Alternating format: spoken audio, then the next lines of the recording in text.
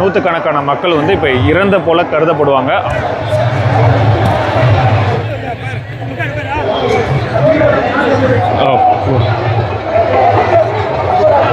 சுயநிலைவு இல்லாமல் இருக்காங்க. அட்டன் பண்ணாத ஒரு பிள்ளைக்கு எந்த பொண்ணாக இருந்தாலும் இருக்கலாம். தண்ணி தெளிச்சு எல்லாம் உயிர் உண்டாயி.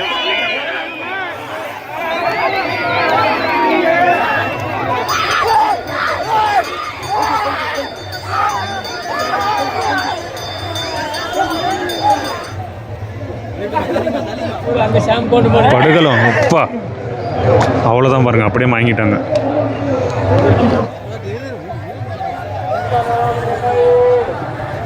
மூணாவது ரூபா ஆட் பண்ணுறாங்க. எல்லாருமே சாமி ஆடி வாங்கிடுவாங்க. அவங்கள தூக்கிட்டு போய் ஒரு இடத்துல வச்சு அவங்களுக்கு இது போல் துணிகள் போட்டு மூடிடுவாங்க. இறை உணர்வு இருக்கவங்களுக்கு மட்டும் தான் இது தெரியுங்க, எல்லாத்துக்கும் தெரியாதுங்க. ஆனால் வந்து உண்மையாலுமே வந்து இறை உணர்வு இங்கே வந்து பார்த்தாங்கன்னா அவங்களுக்கு தெரியுங்க எல்லாத்துக்குமே. எங்களுக்கு இங்கே வந்துட்டு போனால் அவ்வளோ நிம்மதியாக இருக்கும். எங்களுக்கு எல்லாம் கைகால் சுகத்தை கொடுக்கும். எங்கள் நினச்ச காரியம் நடக்கும். தங்காய் வருவா, தங்காய் வந்து தேர்த்தம் வீசுனா தானே எந்திரிச்சுக்குவாங்க. அந்த டயத்துக்கு தானே ஒரு எந்திரிச்சு ஒடியாரும். அது இல்லை, அது எந்த பொண்ணுக்கு வேணாலும் வரும். எந்த பொண்ணுக்கு வேணாலும் 101, 107, 109 ஒத்தப்படையில் வருங்க. எத்தனை படையில் ஒத்தப்படையில் வருங்க. வணக்கம். இப்போ நம்ம திருச்சி மாவட்டம் மணப்பாறை பக்கத்தில் வீரப்பூருங்கிற கிராமத்துக்கு பக்கத்தில் உள்ள பொன்னர் சங்கர் கோயில், கன்னிமார் கோயிலுக்கு தான் வந்திருக்கோம். இப்போ பார்த்தீங்கன்னா படுகளம்ங்கிற ஒரு நிகழ்வு நடக்குது. கிட்டத்தட்ட நூற்றுக்கணக்கான மக்கள் வந்து இப்போ இறந்த போல கருதப்படுவாங்க. அவங்களுக்கு ஒரு கண்ணி கழியாத ஒரு பெண் வந்து இப்போ தீர்த்தம் தெளித்து இவங்களை எழுப்புவாங்க. பாருங்கள், இது போல் எல்லாருமே சாமி ஆடி வாங்கிடுவாங்க. அவங்கள தூக்கிட்டு போய் ஒரு இடத்துல வச்சு அவங்களுக்கு இது போல் துணிகள் போட்டு மூடிடுவாங்க. அந்த பெண் வந்து எழுப்பி அவங்களுக்கு உயிர் தர்ற நிகழ்வு இப்போ நடக்க போகுது. இந்த கதை வந்து பார்த்திங்கன்னா பொன்னர் சங்கர் அவங்களோட வரலாற்று நிகழ்வை அப்படியே நிகழ்த்துற போலவே இங்கே நடக்கும். ரொம்ப ஒரு அருமையான நிகழ்வு. ஆன்மீகம்ங்கிறது நம்ம ஊரில் நம்ம பூமியில் இன்னும் வாழ்கிறதுங்கிறது இங்கே சாட்சியாக நடந்துகிட்டு இருக்கோம். வீடியோ பாருங்கள், ரொம்ப நல்லாயிருக்கும். இப்போ நம்ம திருச்சி மாவட்டம் மணப்பாறையில் உள்ள வீரப்பூர் கிராமத்துக்கு பக்கத்தில் உள்ள படுகளம்ங்கிற ஒரு ஏரியாவுக்கு தான் போகிறோம். அங்கே படுகளம் மேட்டில் உள்ள ஒரு கோயிலில் தான் இந்த படுகளம் நிகழ்வு நடக்குங்க. இந்த ஒரு நிகழ்வை பார்க்க லட்சக்கணக்கான மக்கள் அவங்களோட வாகனங்கள், பேருந்து, அது இதுன்னு வந்து குவிஞ்சிருவாங்க இந்த இடத்துல. இங்கே வர்ற முக்கால்வாசி மக்களுக்கு இந்த பொன்னர் சங்கர் பெரிய காண்டியம்மன் தான் குலதெய்வமாக இருப்பாங்க. நம்ம இங்கே உள்ள பொன்னர் சங்கர் பெரிய காண்டியம்மன் கன்னிமார் கோயிலுக்கு தான் வந்திருக்கோம். இப்போ நம்ம தரிசனத்துக்காண்டி கியூவில் நிற்கிறோங்க. இங்கே நடக்கிற அந்த படுகளம் நிகழ்வு பொன்னர் சங்கர் அவர்களோட கதைகளை வச்சு தான் இந்த நிகழ்வும் வரலாற்று நிகழ்வாக இங்கே நடக்குது. இந்த வீடியோவில் நம்ம இந்த விழாவில் நடக்கிற விஷயங்களை மட்டும் பார்ப்போம். இன்னொரு நாள் இன்னொரு வீடியோவில் இந்த முழு வரலாறையும் பற்றி ஒரு வீடியோவாக போடுறேன். கேள்விப்பட்டதுக்கே பயங்கரமாக இருந்ததுங்க. நேரில் பார்க்க எப்படி இருக்குன்னு நான் ரொம்ப ஆவலாக இருக்கேன். இந்த படுகளமேட்டில் உள்ள கோயிலில் எல்லா சாமிகளும் இருக்காங்க. மூலவர் அந்த இடத்துல பார்த்தீங்கன்னா பொன்னர் சங்கர், கன்னிமார் இருக்காங்க. அதுக்கப்புறம் பொன்னர் சங்கருக்கு தனித்தனியாக குதிரைகளோட சிலையும் இருக்குது. மாயவருக்கு இருக்குது, பெரியகாண்டி அம்மனுக்கு இருக்குது, அந்த தங்காளுங்கிற அந்த தங்கைக்கும் ஒரு கோயில் இருக்குது. மாயவருக்கு தனி சன்னதி இருக்குங்க. வன்னிமரம் கோயிலில் இருக்கு, மண் தரை இருக்கு. இந்த மண் தரையிலே தான் படுகளம் நடக்க போகுது. நிறைய சம்பிரதாயங்களும் இங்கே செஞ்சுட்டு இருக்காங்க. குழந்தை பாக்கியம், திருமண தடை, செல்வ செழிப்பு, அது போல நிறைய பிரார்த்தனைகளுக்கு இங்கே வந்து போறாங்க மக்கள். உடல் நலம் வேண்டி பல பிரார்த்தனைகளை வச்சு வேண்டிட்டு போனவங்க மறு வருஷம் நடந்த பிறகு காணிக்கையா வந்து வேண்டிக்கிட்டு செலுத்துறாங்க. அதை மைக்லயும் அனௌன்ஸ் பண்ணிட்டு இருக்காங்க. இந்த நிகழ்ச்சி ஒரு வரலாற்று நிகழ்வாக பல பாரம்பரியமா தலைமுறையா இங்க நடந்துட்டு இருக்கு. இங்க உள்ளவங்க சொன்னாங்க, தம்பி இதை நீங்க நேர்ல பாருங்க, ரொம்ப பயங்கரமா இருக்கும். மற்ற ஊர் போல இந்த விழா இருக்கிறது ரொம்பவே அருமையா இருக்கும் தம்பி, வெயிட் பண்ணி பாருங்க. ஆனா விடிய நடக்கும், கண்முழிக்க தயாரா இருங்கன்னு என்கிட்ட சொல்லிட்டாங்க. உண்மையை சொல்லணும்னா நான் ஒரு 24 மணி நேரம் ஒரு துளி கூட தூங்கலைங்க. படுகளம் பார்த்திங்கன்னா 10 மணிக்கு நைட்டில் ஆரம்பிக்க போது நள்ளிரவு வர அது தொடரும். இப்போவே அதை பார்க்க கோயிலுக்குள்ளே ஒரு 5 மணிலேருந்தே பக்தர்கள் தங்க ஆரம்பிச்சிட்டாங்க. அந்த படுகளம் நடக்கும்போது இந்த இடத்துல அவ்வளோ கூட்டம் இருக்கும்னு சொல்லுவாங்க. பார்ப்போம், பல அதிசயங்கள் மர்மங்கள் நடக்கிற ஒரு இடம். பார்க்கலாம்.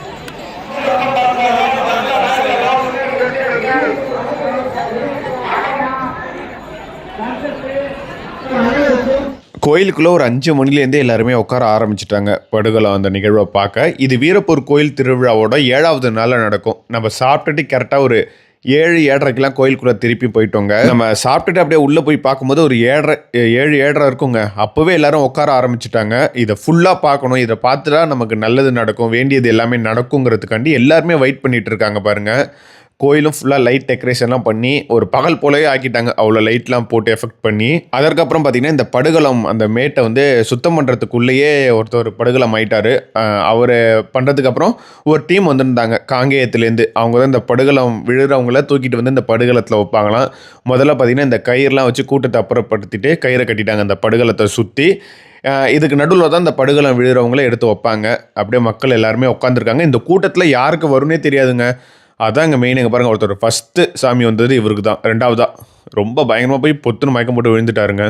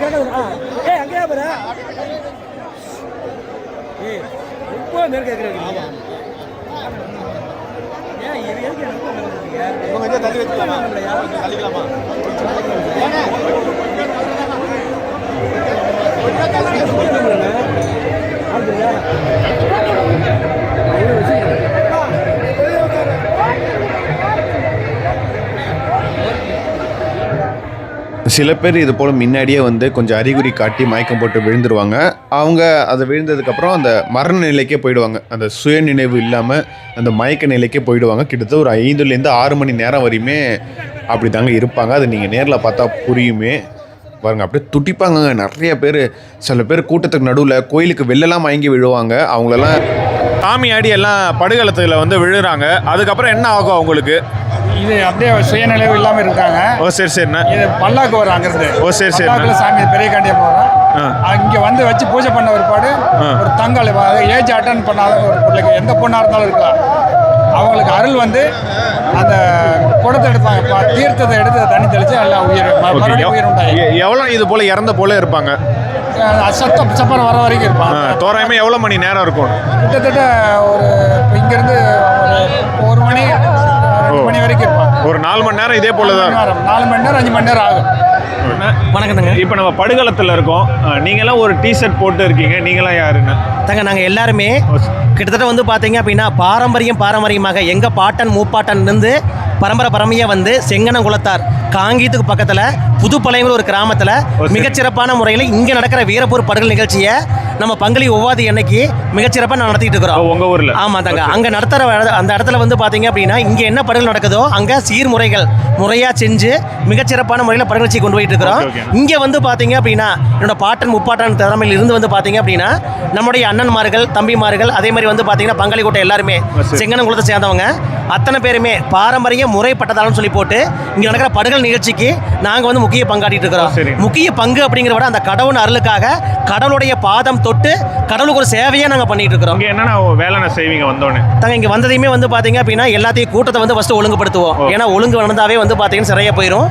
அது மட்டும் இல்லாமல் படுகளம் அப்படிங்கிறது வந்து அந்த கடவுள் அருளால் ஒவ்வொரு வந்துமே வந்து பார்த்தீங்கன்னா அந்த கடவுளை சக்தி பெற்று அந்த பொன்னர் சங்கோடைய கிருபையினால அவங்களே வந்து பார்த்தீங்க அப்படின்னா பொன்னர் சங்கலை வந்து மாண்டு விழுகுவாங்க.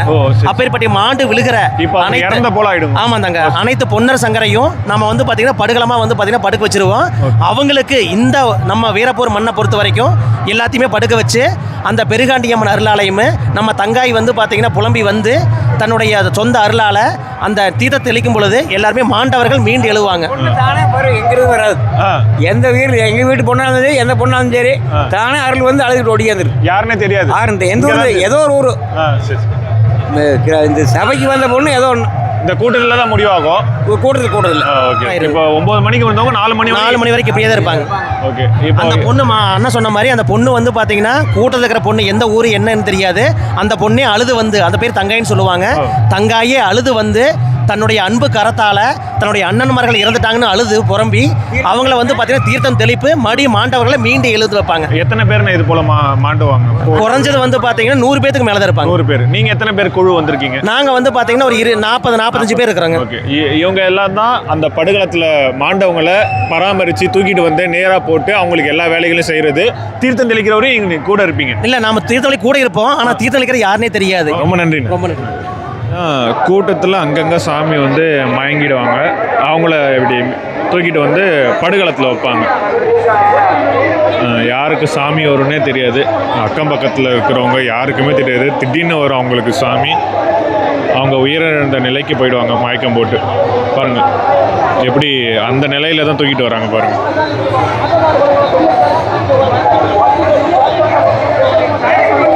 ஒரு உயிரிழந்தவங்க எப்படி தூக்கிட்டு போகிறாங்களோ அதே போல் போய் தான் படுகளத்தில் வைக்கிறாங்க.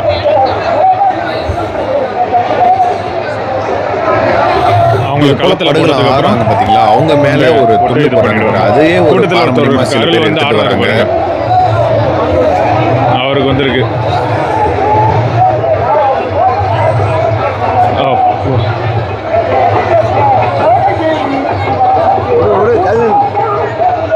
படுகளம் பார்த்துட்டு இருக்கீங்க? நாங்கள் 40 வருஷமா வந்துட்டு இருக்கிறோம். 40 வருஷமா இங்கே என்ன நடக்கும் அதெல்லாம் பார்க்க உங்களுக்கு எப்படி இருக்கும்? எங்களுக்கு இங்கே வந்துட்டு போனால் அவ்வளோ நிம்மதியாக இருக்கும்.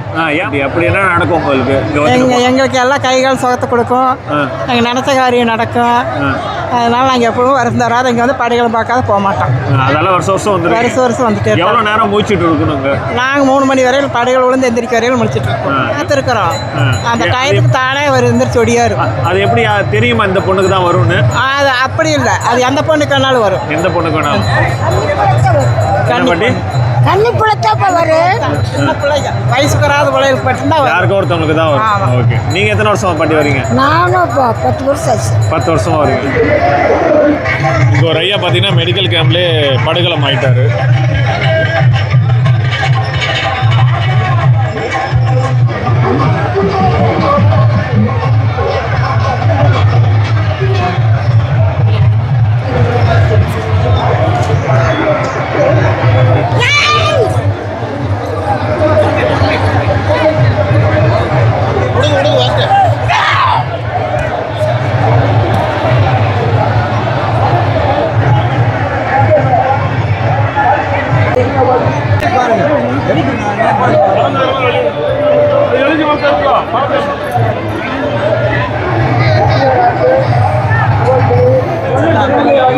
அடுத்து பார்த்தீங்கன்னா கோயிலோட கருவறைக்கு பக்கத்துலேயே ஒருத்தவங்க அந்த படுகளம் ஆயிட்டாங்க.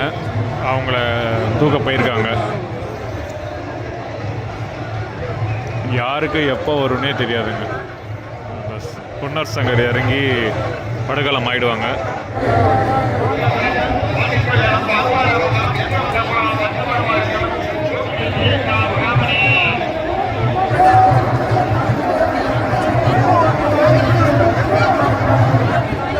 அடுத்த ஒருத்தவங்களுக்கு வந்துருக்கு. கிட்டத்தட்ட இப்போ 20க்கும் மேற்பட்ட ஆட்கள் படுகள் ஆகிட்டாங்க.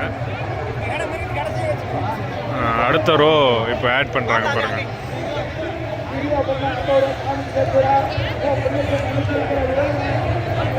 அடுத்த ரோ இப்போ ஆட் பண்ணுறாங்க.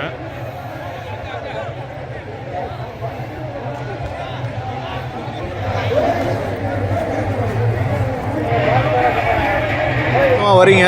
நாங்கள் ஒரு விருந்தஞ்ச காலத்துலேருந்து வந்துட்டு இருக்கிறோங்க. பொன்னர் சங்கர் அவர்களுக்கு 2 தெய்வங்களுக்கும் போர் பயிற்சி கொடுத்த இடம் வந்து வாங்கல் அருகில் உள்ள மாரிக்கோண்டம்பாளையங்க. அங்கே சாமி வந்து அருள் வந்து இங்கே வீழ்கிறவங்களுக்கு பெருங்கலி குலத்தில் சார்பாக வஸ்திரம் சமைச்சு. இப்போ பார்த்தீங்கன்னா நிறைய பேர் சாமி இல்லை, சாமி வர்றதெல்லாம் பொய் அது போலலாம் சொல்கிறாங்க. ஆனால் இங்கே பார்க்குறது நம்ம ஊர்களில் பார்க்குறதுக்கும் இங்கே வித்தியாசமாகவே இருக்குது. அதை பார்க்க எப்படி இருக்குது? இதை வந்து ரியலாக ஃபீல் பண்ணால் மட்டும் தெரியுங்க. அந்த இறை உணர்வு இருக்கவங்களுக்கு மட்டும் தான் இது தெரியுங்க. எல்லாத்துக்கும் தெரியாதுங்க. யார் சாமி இல்லைங்கிறாங்களோ அவங்க தான் நேரமே போய் சாமி கும்பிடுவாங்க. சும்மா வெளியே சொல்லிக்கிறாங்க அப்படின்னு சொல்லி. ஆனால் வந்து உண்மையாலுமே வந்து இறை உணர்வு இங்கே வந்து பார்த்தாங்கன்னா அவங்களுக்கு தெரியுங்க எல்லாத்துக்குமே. ஓகே, ரொம்ப நன்றி. உங்கள் பேர் என்ன? என் பேர் ரமேஷ்குமாருங்க. வாங்கல் பெருகுடிங்க நாங்கள். ஓகே, ரொம்ப நன்றி.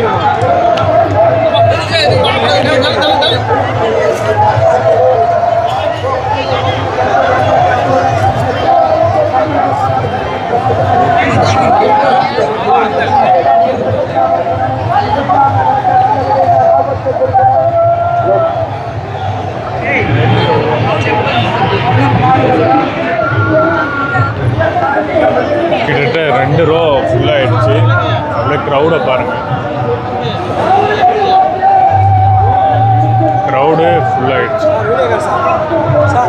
இப்போ பார்த்தீங்கன்னா 3வது ரோ ஆட் பண்ணுறாங்க. 2 ரோ ஃபுல் ஆயிடுச்சு. 3வது ரோ.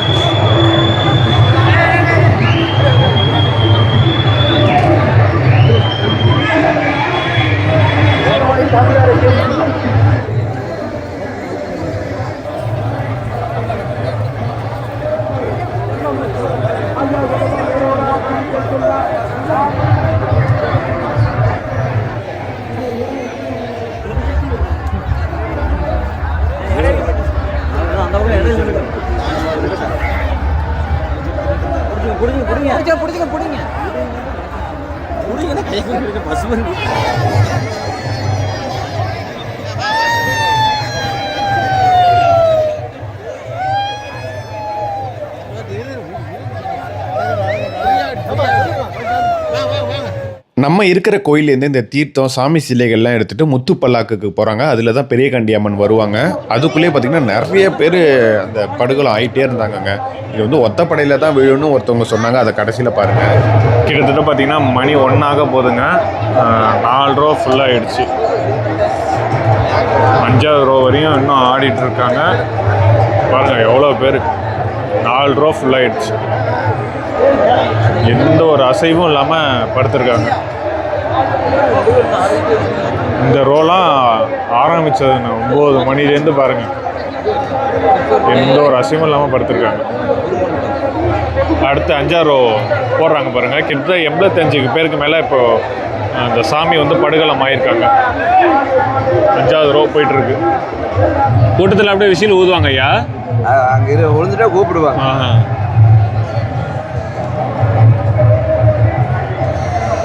இல்லை 85ன்னு சொன்னான்.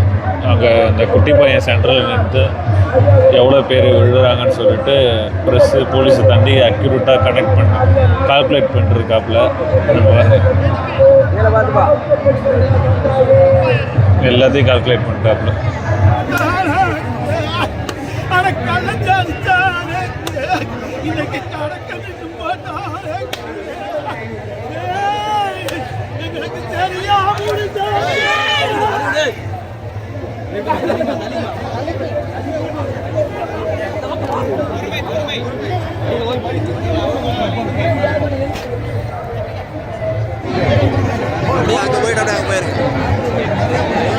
எல்லாருக்கும்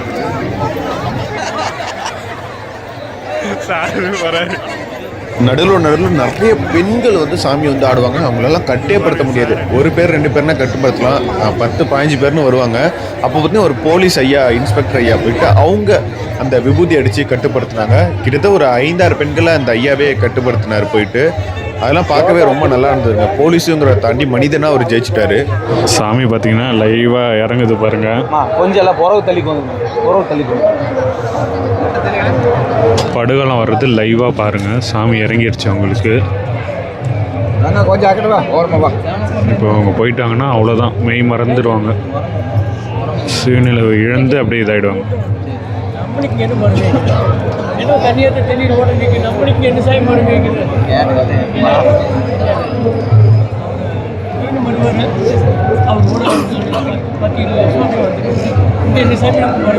பாருங்க அங்கே பாருங்க.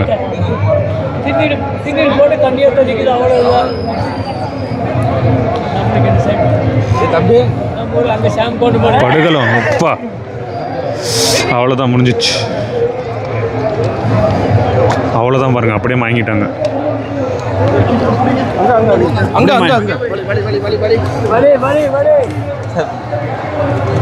அப்படியே வாங்கிடுவாங்களாண்ணா? ஆமாங்க. எவ்வளோ நேரம் நான் திருப்பி எஞ்சிருக்கு? திருப்பி எந்திரிக்க டைமிங்லாம் கிடையாதுங்க. சாமி வந்து எழுப்புற வரைக்கும் அப்படியே தான் படுக்கலாம். பாருங்க, கிட்டத்தட்ட 100கணக்கான பேர் படுகளம் ஆகிட்டாங்க. 6வது ரோ போயிட்டுருக்கு. தம்பி வணக்கம், உங்கள் பேர் சொல்லுங்கள். பொன் சிவசங்கர். இப்போ நடுவுலலாம் போய் கேப்லலாம் போயிட்டு வரீங்களா படுகளத்துக்கு? என்ன பண்ணிட்டு வரீங்க? நான் இப்போ இது காலுகளை மடக்கி நிற்பாங்களா அவங்கள மட்டும் காலை மட்டும் இப்படி சரி பண்ணி ஓகே, இப்போ எவ்வளோ பேர் படுகலம் ஆயிருக்காங்க? 105ங்கண்ணா. 105. எத்தனை வருஷமாக வரீங்க? ஆனாங்கண்ணா இப்போ நான் முதல்ல எடுத்துட்டு இருக்கீங்க. தெரு பாருங்க முத்து பல்லாக்கு. அது கோயிலில் ஒரு வாட்டி சுற்றி வந்த பிறகு சாமி அதுலேருந்து கோயிலுக்குள்ளே எடுத்துகிட்டு வருவாங்க. அதுக்கு முன்னாடி பார்த்திங்கன்னா வான வேடிக்கை போடுவாங்க. நல்ல சத்தத்தோட வான வேடிக்கை வரும். அப்போ வெடிக்கவே நிறைய பேர் படுகலம் ஆகிட்டே இருப்பாங்க. அவங்களையும் தூக்கி நம்ம உள்ளே வச்சுட்டே இருப்பாங்க பக்தர்கள் எல்லாருமே சேர்ந்து.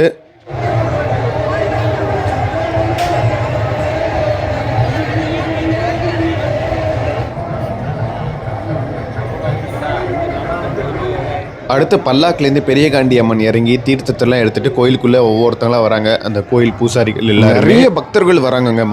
மாவட்டத்துலேருந்து நிறைய பேர் வராங்க இதை ஒரு நிகழ்ச்சியை பார்க்கவே. இந்த பெரியகாண்டி அம்மன் கூட்டத்துக்குள்ளே வர நிறைய பெண்கள் சாமி வந்து ஆடுறாங்க. செம்ம சத்தமாக இருக்கும். இப்போ நிகழ்ச்சியோட இறுதி கட்டத்துக்கு வந்துட்டோம். இந்த நிகழ்ச்சியில் பார்த்தீங்கன்னா இப்போ அந்த வயதுக்கு வராத அந்த கன்னி பெண்ணை கண்டுபிடிக்கணும். சாமி இறங்குன்னு சொல்லுவாங்க. அதுக்காண்டி வெயிட் பண்ணுவோம். அந்த கன்னி பொண்ணு சாமி வர்றதுக்காண்டி எல்லாருமே காத்துட்ருக்காங்க. எல்லாருமே அதுக்கு தான் காத்துட்டு சாமி அறிக்கை வச்சுட்டு காத்துட்ருக்காங்க. அந்த பொண்ணு வந்ததுக்கப்புறம் அடுத்தடுத்த நிகழ்வுகள் உங்களுக்கு நடக்கும்.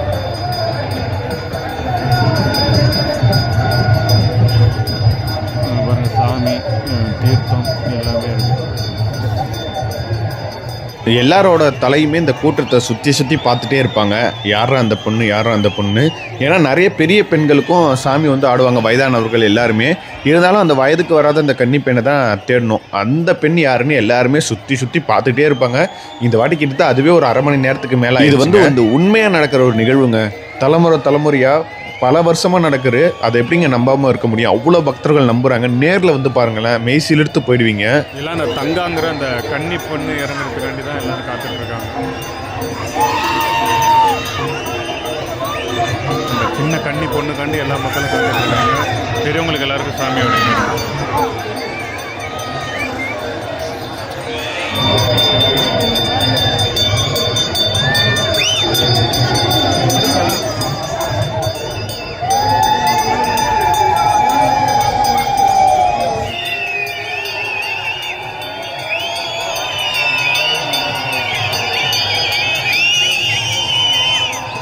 அந்த கன்னிப்பெண் சீக்கிரம் வரணும் அப்படிங்கிற தங்கா சீக்கிரம் வரணும்னு சொல்லிட்டு நிறைய படையல்களும் போட ஆரம்பிச்சிட்டாங்க. இந்த படைகளத்தை சுற்றி பூஜை போட்டு விபூதி போட்டு அதுக்கப்புறம் பாடல்கள்லாம் பாடினாங்க.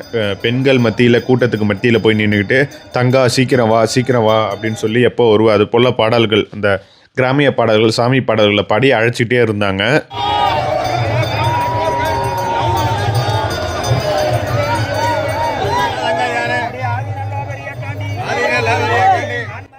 இந்த ஐயா பார்த்தீங்கன்னா யதார்த்தமாக போய் சாமி ஆடிட்டு இருக்காரு. ஆனால் இந்த கூட்டத்துலேருந்து அந்த பெண் வந்தாங்க. அது யாருக்குமே தெரிலங்க. பக்கத்தில் பாருங்கள், எந்த ஒரு அறிகுறியுமே இல்லை. சாமி ஆடி கொஞ்சம் அருள் வந்து ரொம்ப ஆடினாரு. திடீர்னு அந்த பொண்ணுக்கு சாமி இறங்கிடுச்சு. யாருக்குமே தெரில பக்கத்தில் உள்ளவங்களுக்கு கூட.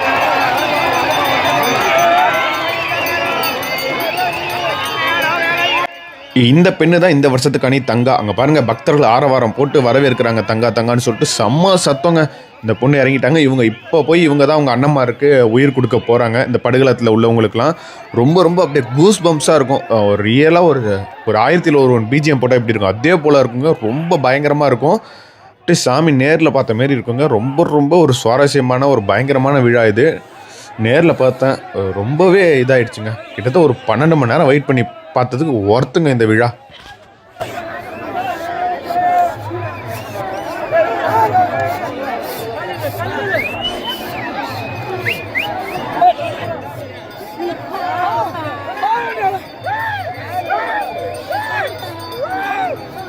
அந்த தங்காங்கிற பெண்ணுக்கு படுகளத்தை சுற்றி படையெல்லாம் போட்டு அதுக்கப்புறம் ஒவ்வொருத்தவங்க மேலேயே தீர்த்தம் தெளித்து அவங்களுக்கு உயிர் கொண்டு வர வைப்பாங்க. அதை பார்க்கும்போது இந்த அசைவே இல்லாமல் ஒரு 4லேருந்து 5 மணி நேரம் படுத்தவங்களாம் ஏஞ்சி சாமி வந்து ஆடுவாங்க பாருங்கள்.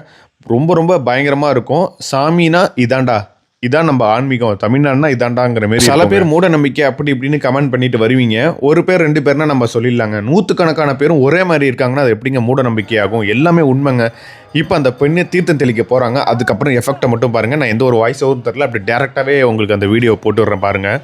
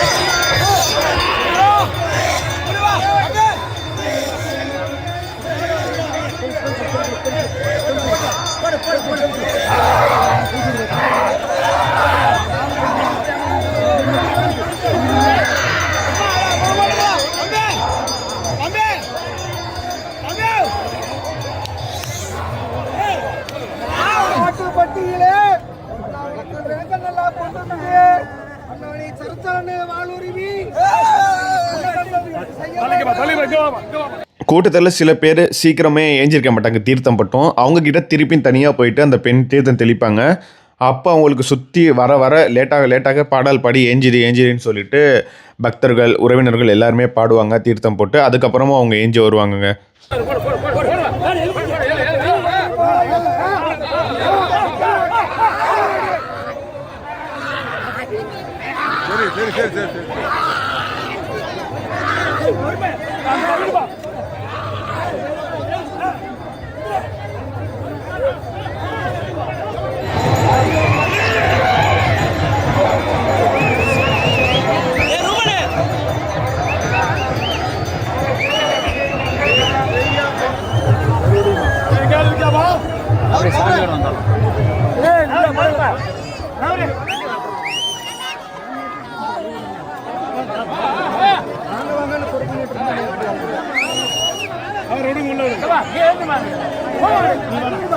திருவிழா முடிச்சாச்சுங்க. பாருங்க நைட்டு எல்லாரும் எப்படி தூங்கிட்டு இருக்காங்க. அதிகாலை மணி 4:30 ஆயிடுச்சு. எல்லாம் தூங்கிட்டு இருக்காங்க. அவ்வளோதான், இந்த வீடியோ முடிஞ்சிடுச்சு.